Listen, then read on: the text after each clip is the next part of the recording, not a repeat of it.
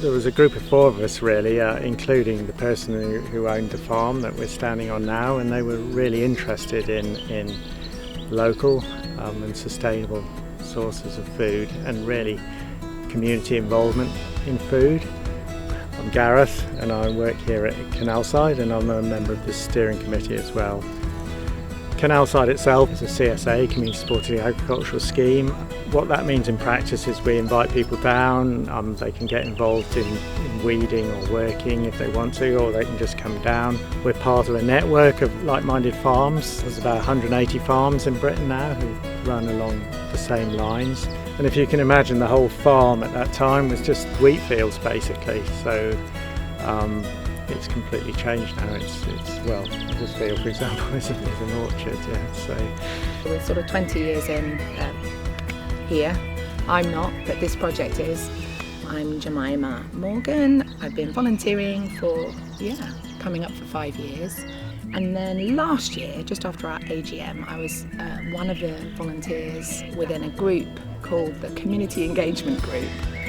It's about making sure there are lovely things that are meaningful for the membership group and for the public, and new faces, new people, having things that might allow people to come in and go, oh, okay, this is amazing, and get involved.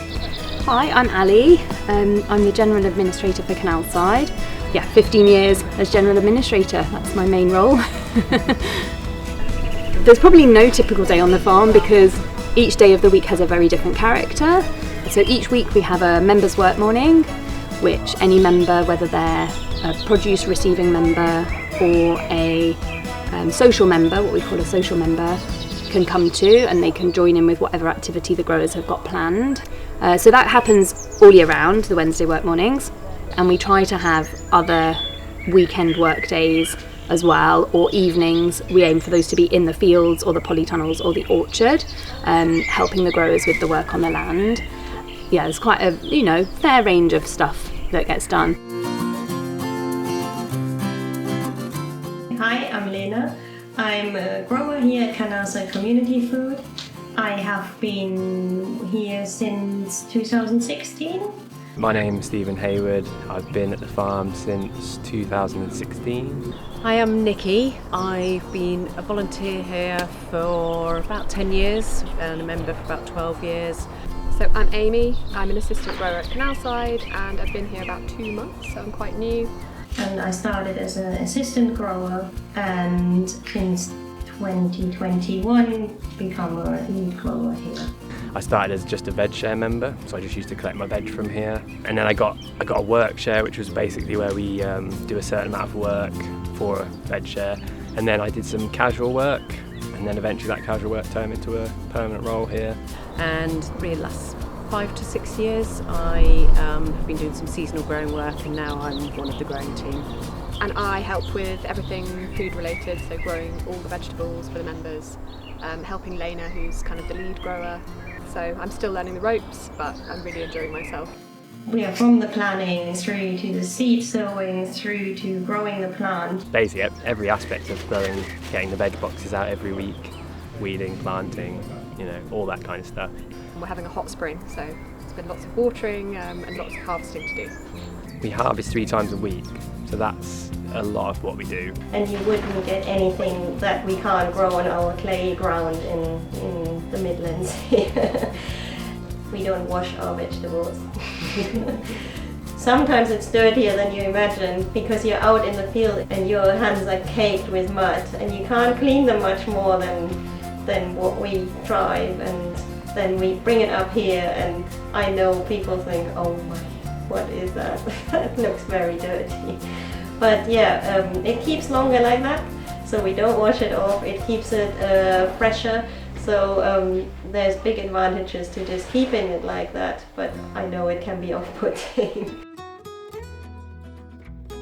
This year we're having some big work days for members, which incorporate different types of tasks. So the idea is we've got our big public event, one per season, and then the big work day, either spring, summer, autumn or winter, is 2 or 3 weeks just before the public event.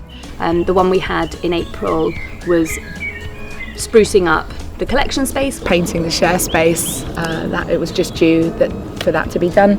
And we also needed to do some work on the benches to improve the social area. There would be tasks from the growers, opportunities to work on the land, also tasks which connect to the public event and make bunting and things like that. So there were some creative tasks and general sort of tidying around things that really would help prepare us for that public event.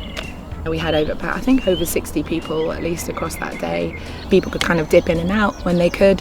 Having a lovely lunch provided. What was particularly lovely this time is that we have maypole dancing going on Saturday, and Tom Ingle was able to make a maypole, and a group of volunteers were then able to put that up in preparation.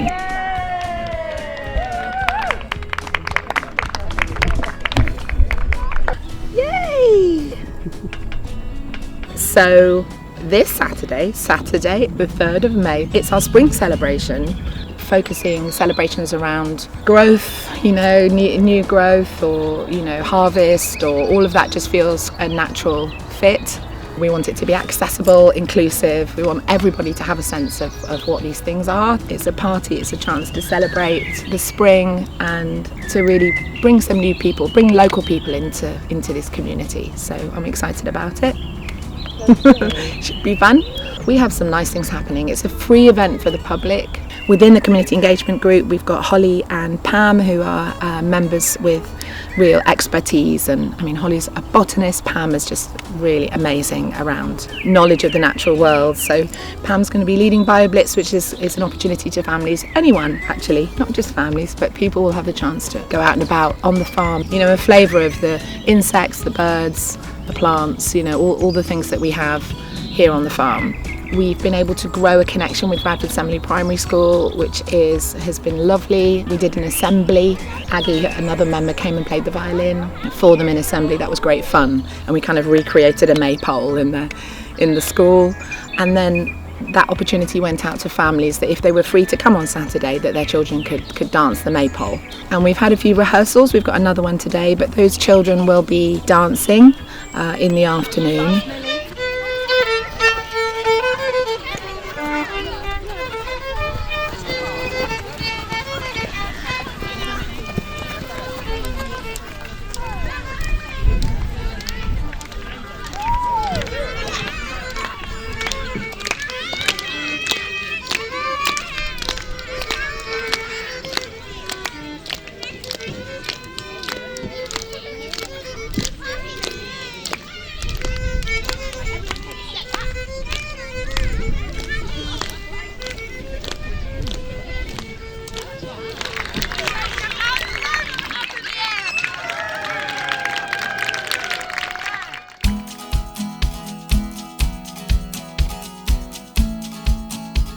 In Canalside, personally, I like the community aspect of it. I do feel part of a community. Most of my friends are members of Canalside. I've met and become friendly with a lot of people who actually come down to the farm. It's a lovely group of people that have lots of different interests, and there's lots of fun things going on.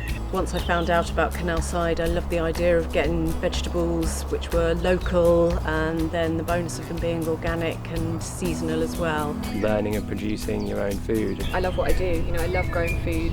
I love being with the plants. You become really kind of proud on your little plants, and you see them growing, and then they produce the fruit that you're picking, and you become really invested in them. Here at Canalside, the community actually owns the land, which is super amazing and really radical in a political sense. My politics studies have made me also really eager to do something at the more local level where I can make a difference. I love doing it for some sort of higher purpose, doing it for other people who maybe can't access that kind of food anywhere else.